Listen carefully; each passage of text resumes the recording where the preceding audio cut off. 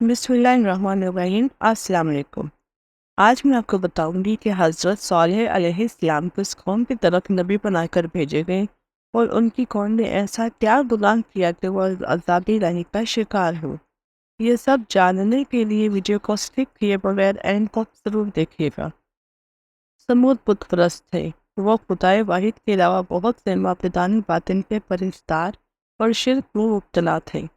اس لیے ان کی اصلاح کے لیے انہی کے قبیلے میں سے حضرت صالح علیہ السلام کا پیغمبر اور رسول بنا کر بھیجا گیا تاکہ وہ ان کو راہ راست پر لائے، ان کو خدا کی نعمتیں یاد دلائے جن سے صبح و شام وہ محفوظ ہوتے ہیں، اور ان کو خدا کی توحید اور یکتائی پر دلائی دے۔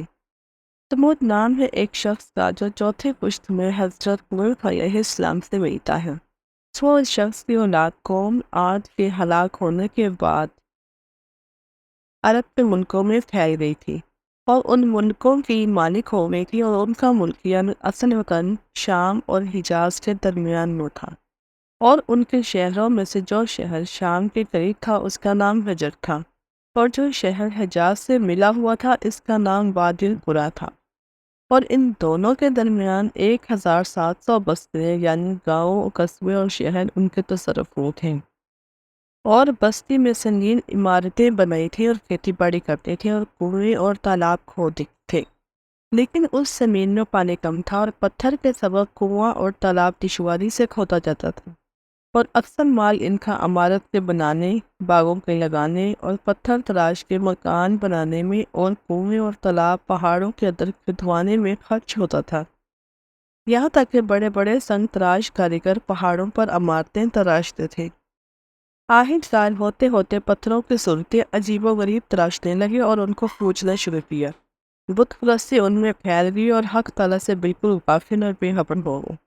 تب اللہ تعالیٰ نے حضرت صالح علیہ السلام کو، جو شکل و صورت میں سب سے بہتر تھے اور حسب و نسب میں بھی سب سے اعلیٰ اور لڑکپن سے نیک بختی اور صلاحیت کی نشانیاں ان میں پائی جاتی تھیں، مرتبہ رسالت عنایت فرما کے وحی نازل فرمائی اور حکم الہی ہوا کہ اپنی قوم کو سمجھا کہ بتوں کی عبادت سے باز رکھو اور منع کرو اور اللہ کی عبادت کی طرف رغبت دلاؤ، اور ان کو سمجھاؤ کہ یہ جو نعمتیں تمہارے پاس ہیں سب اللہ کی طرف سے ہیں، ان نعمتوں کا شکر ادا کرو اور ان نعمتوں کو غیر خدا کی طرف منسوب نہ کرو اور سرکشی اور تکبر کو چھوڑ دو۔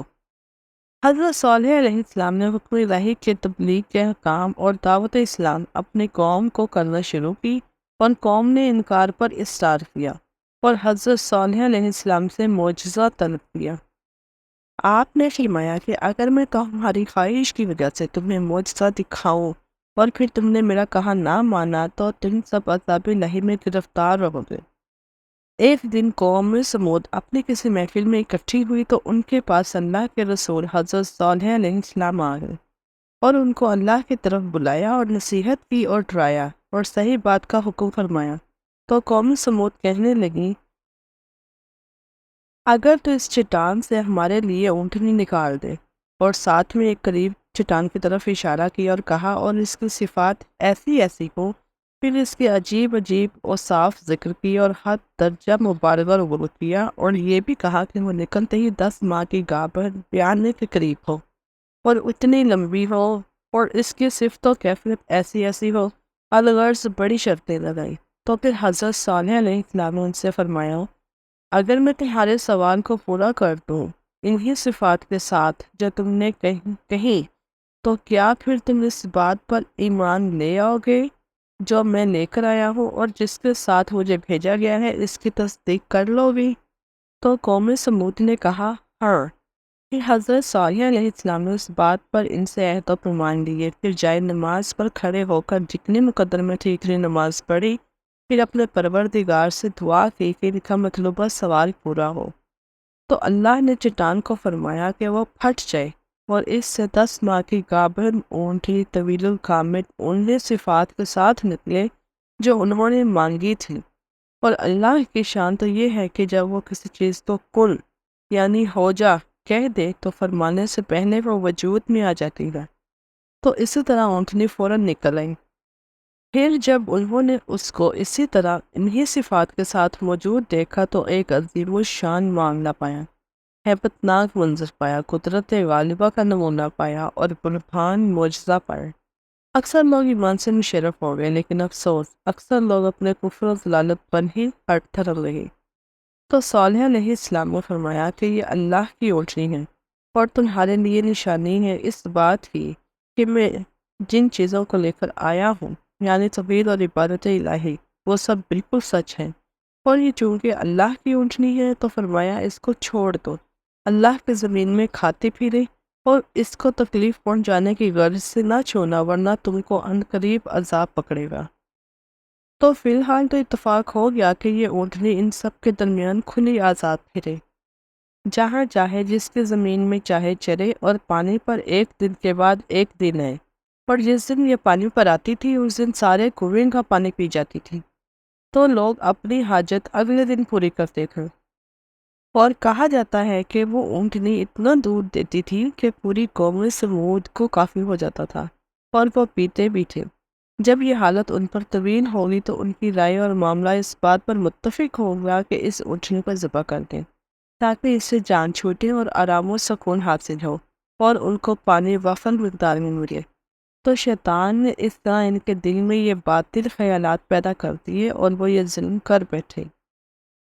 कुरान में है, फिर उन्होंने ऊँटनी की पूंछों को काट डाला और अपने परवरदिगार के हुक्म से सरकशी कर ली और कहने लगे, ऐ सालेह अलैहिस्सलाम, अगर तू रसूलों में से है तो जिस अजाब से तो हमें डराता है वो ले आ। तो 9 आदमियों की जमात ऊँटनी के लिए घात लगाकर ताक में बैठ गई और इस ऊँटनी के कत्ल का जिम्मा जिसने उठाया था वो सुर्ख रंगत वाला था और उसके जिस्म पर नीले गहरे धब्बे पड़े हुए थे और उसने ऊँटनी को कत्ल तमाम की मुत्तफ़िक़ा राय से किया था। इसी वजह से ये जुल्म तमाम की तरफ मंसूब हुआ कि कौम समूद ने ऊँटनी को कत्ल कर डाला। जब ऊँटनी घाट से पानी पीकर वापस आई और उनके करीब से गुजरने लगी तो मिस्रा नामी शख्स ने कमान सीधी की और ऊँटनी पर तीर चला दिया और तीर जाकर ऊँटनी की पिंडली की हड्डी में पेवस्त हो गया। फिर कबीले की औरतें ऊँटनी को कत्ल करने पर कबीले को मुलामत के साथ और ये कि जल्दी कत्ल करो और अपने चेहरों को पीटने लगे। तो उन सब मर्दों में से कदार बिन सालिफ आगे बढ़ा और तलवार सोंख कर बड़ी शिद्दत से वार किया और ऊँटनी की पूंछें यानी पिछले पाँव का ऊपर का हिस्सा काट डाली। तो बेचारी ऊँटनी लाचार होकर जमीन पर गिर पड़ी और एक बहुत जोरदार चीख मारी ताकि इसका बच्चा जहाँ कहीं हो खबरदार होकर जालिमों के चुंगल से भाग जाए और मोहतात हो जाए। फिर जालिम कदार ने अपने जुल्म सरकशी को तेज करते हुए ऊँटनी के सीने पर नेज़ा मारा और ज़िबा कर डाला। उधर इसका बच्चा भागता हुआ ऊंचे पहाड़ पर चढ़ा और चीखें मारी और गायब हो गया। और कहा जाता है कि जालिमों ने इसका भी पीछा किया और उसको भी काट डाला। अमार बिन यासिर रज़ी अल्लाह अन्हु से मरवी हो, रसूल अकरम सल्लल्लाहु अलैहि वसल्लम ने फरमाया, हज़रत अली रज़ी अल्लाह ताला अन्हा से पूछते हुए, क्या मैं तुझे लोगों में सबसे बदबख्त का ना बतलाऊं?